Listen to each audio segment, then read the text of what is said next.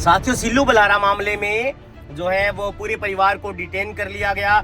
जिस प्रकार से पंचायत ने ये कहा था कि हम अंतिम संस्कार के बाद जो है वो सिल्लू बलहारा और पूरे परिवार के लोगों को जो है वो पुलिस के हवाले कर देंगे।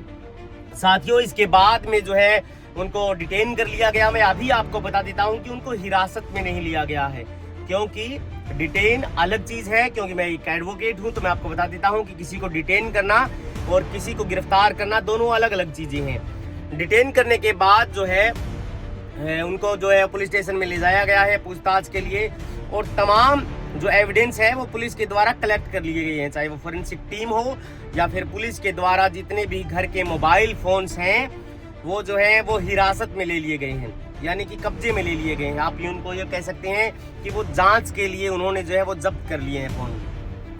तो पंचायत का ये भी कहना है कि सिल्लू बलहारा के परिवार के ऊपर एक तरफा कार्रवाई न की जाए और इसमें जो है वो तमाम चीज़ों को जो है वो खोल करके जो है वो निष्पक्ष रूप से जांच की जाए। ये चीज़ें सामने आई हैं। इसी के बीच जो है वो सिल्लू बलहारा जो है अंतिम संस्कार करते टाइम रोते हुए भी दिखाई दिए। हो सकता है कि सिल्लू बलहारा का इसमें कोई रोल ना भी हो, लेकिन कुछ एक चीज़ें प्रश्न चिन्ह जो है वो खड़ा करती हैं कि मुस्कान के बॉडी पर जो निशान थे मारपीट के पूरे शरीर पर थे, जिस प्रकार से वीडियो वायरल हुई, वो निशान इस बात को लेकर के इंडिकेट करते हैं कि अगर कोई भी व्यक्ति सुसाइड करता है तो वो अपने आप से इस प्रकार की चोटें पहुंचाने में असक्षम होता है, क्योंकि उसका माइंड जो है वो सुसाइड की तरफ होता है।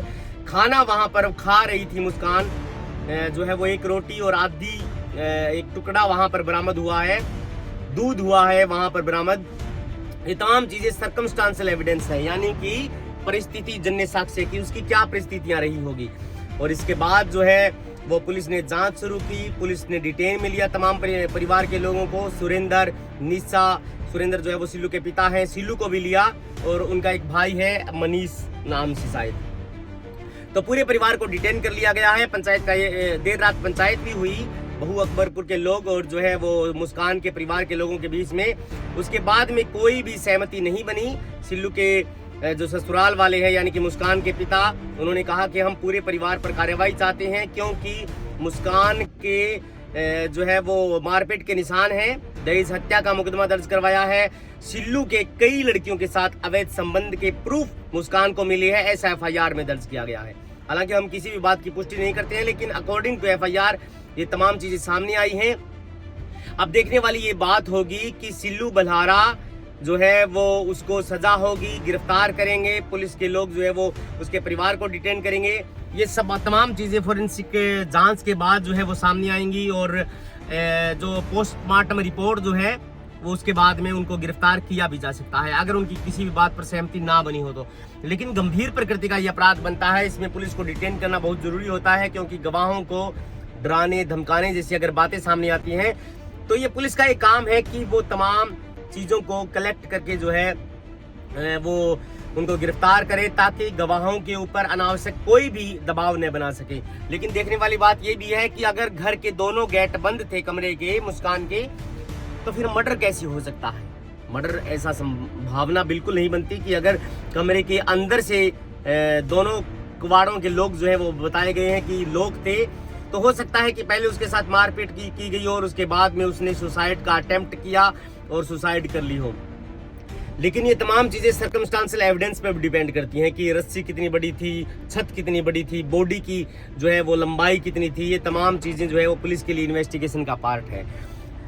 मैं ये नहीं कहता, स्वीपिंग रिमार्क्स नहीं दे सकता आप और मैं कि सिल्लू बलहारा इसमें दोषी है, उसके परिवार वाले, लेकिन उसकी अगर डेथ हुई है तो कुछ न कुछ तो कारण हो सकता है। कोई भी व्यक्ति अगर सही रूप से अपना काम कर रहा है, जीवन यापन कर रहा है, तो वो ये संभव नहीं है कि वो सुसाइड का अटेम्प्ट जो है वो करे। लेकिन सुसाइड करने के बाद उनके पिता ने FIR दर्ज कराई है। उन्होंने कहा था कि काफ़ी दिनों से इस प्रकार की बातें चल रही थी, पंचायत भी हुई हमारी थी कि सिल्लू जो है वो बहुत बड़ा अंतर्राष्ट्रीय खिलाड़ी है और तुम्हारी कोई हैसियत नहीं है हमारे सामने।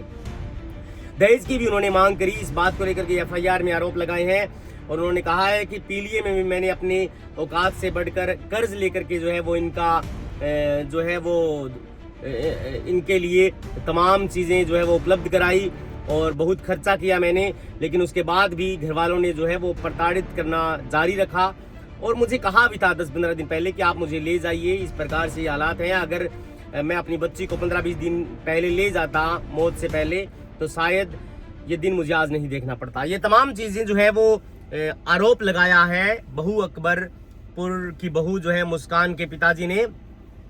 और शमशान घाट में जहां पर अंतिम संस्कार हुआ तो सिल्लू से बातचीत करते हुए भी फुटेज वायरल हो रहे हैं मुस्कान के पिताजी के। तो अगर इस प्रकार की अगर चीजें सामने आई है तो डेफिनेटली पुलिस का ये काम है कि वो निष्पक्ष रूप से जांच करे, वो एविडेंस कलेक्ट करे और जो दोषी है उसको सजा दे।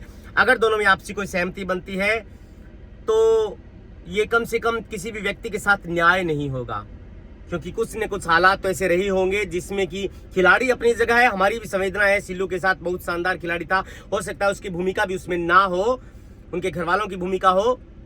देखिए खिलाड़ी अपनी जगह है लेकिन किसी की जिंदगी अपनी जगह है। आप किसी भी जिंदगी को इस बात को लेकर के तबाह नहीं कर सकते कि वो बहुत बड़ा खिलाड़ी है और हम उसके सारे मैचेस देखते हैं और वो जो है वो बहुत अच्छा है, उसको जेल नहीं होनी चाहिए। काफी सारे लोगों ने कमेंट किया कि कम से कम उनको जेल तो नहीं होनी चाहिए, लेकिन अगर कोई भी इसमें दोषी है, न केवल सिल्लू बल्कि उसके घर वाले या फिर अन्य कोई कारण है, हो सकता है कि अन्य कोई कारण हो, तो डेफिनेटली जो है वो एक्शन लिया जाना चाहिए। और ये पुलिस का काम है, पुलिस का काम है कि एविडेंस कलेक्ट करे, तमाम चीज़ों को देखे। बहू अकबरपुर के लोगों ने यह भी कहा कि आप हमें 10 दिन का टाइम दीजिए, इसीलिए सिल्लू और उसके परिवार को डिटेन किया गया है, न कि केवल अरेस्ट किया गया। अरेस्ट अभी तक नहीं किया गया है जहां तक अभी जो खबर सामने आई है, लेकिन एफआईआर में गंभीर प्रकार के आरोप लगाए हैं।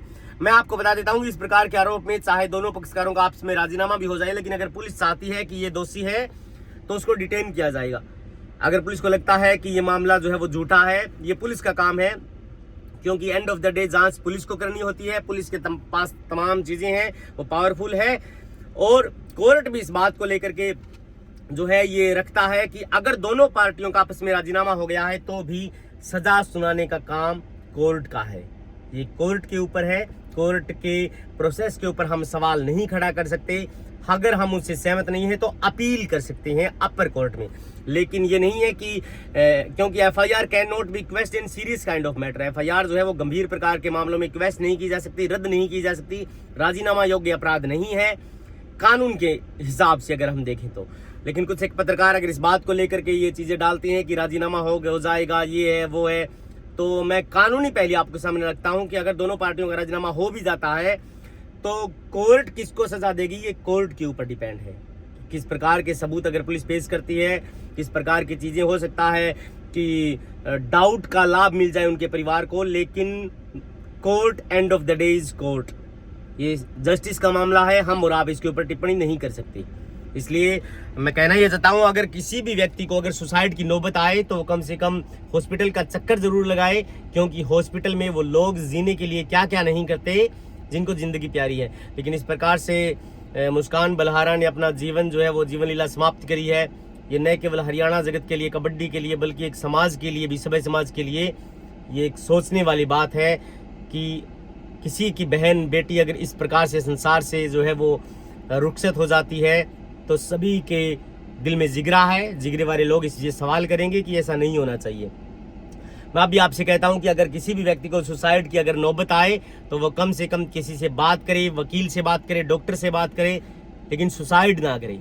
Suicide is not the end of the life and suicide is not the last attempt of the life.